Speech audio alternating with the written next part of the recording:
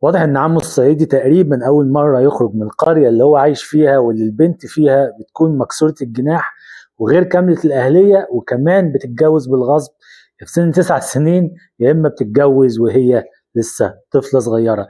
الحاج ركب المترو وتفاجئ ان في بنت حاطه رجل على رجل، فطبعا جات له صدمه حضاريه، ازاي انت تعملي كده؟ وطبعا هاج وقام يزعق ودي قله ادب ومش عارفه ايه. فطبعا الراجل اتفاجئ ان هو في عالم تاني، يعني ايه، رغم ان هو اخر حدود قريته، وكمان المراه اللي هي عايشه فيها بصورة عبدة ما بتفتحش بقها في أي حاجة، وطبعا بيتاخد ورثها وبيتاخد أرضها وبيتاخد كل حاجة، بمعنى إن الصعايدة عندهم إيه؟ البنت ما ينفعش تورث. الست اللي هي المحترمه ما تشيلش تليفون تاتش. طبعا عم الحاج بقى هاج، وانت ازاي تعملي كده وازاي تحط رجل على رجلي ودي قلة ادب ودي مش عارفة ايه. طيب هل البنت اللي كانت عملت كده او اللي صورت الراجل يعني كده هي قليلة الادب؟ لازم يا جماعة نفرق بين العام والخاص. مش طبعا مش من الاحترام ان احنا نشرب سجاير مثلا قدام اهالينا، ابوك او امك او مش عارف ايه، سواء كنت ولد او بنت. لكن ما فيش اي قلة ذوق ان شاب مثلا يشرب سجاير في الشارع قصاد الناس عادي. ليه؟ لان دي حرية شخصية ومحدش يقدر يتكلم. ليه؟ لان برضو زي ما انا محترمك احترمني.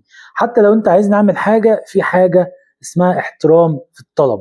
انما برضو دي بنت حرة، انا قاعدة في مترو قدام ناس عامة، حتى بقى رجل على رجل، قاعدة بتكلم، قاعدة بهزر.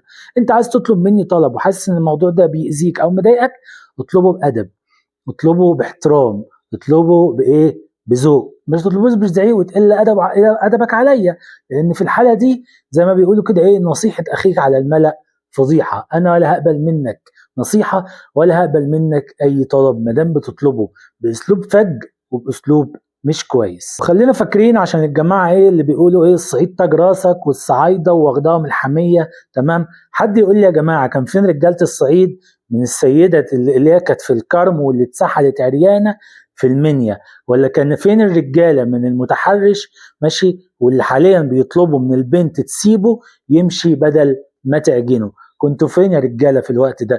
وطبعا بقى أحداث كتيرة قوي قوي قوي، يعني مش عايزين إيه نقعد نعدد فيها على موضوع إيه الصعايدة واللي بيعملوه. لكن واضح إن هي الرجولة ما بتظهرش غير مع بنت قاعدة وحاطة رجل على رجل قدام راجل عجوز في المترو. طبعا انا عارف ان كلامي ده هيضايق اشباه الرجال وغالبيتهم هيخشوا يشتموني، بس انا شخصيا بقول اللي انا مقتنع بيه، ان انت حر ما لم تضر.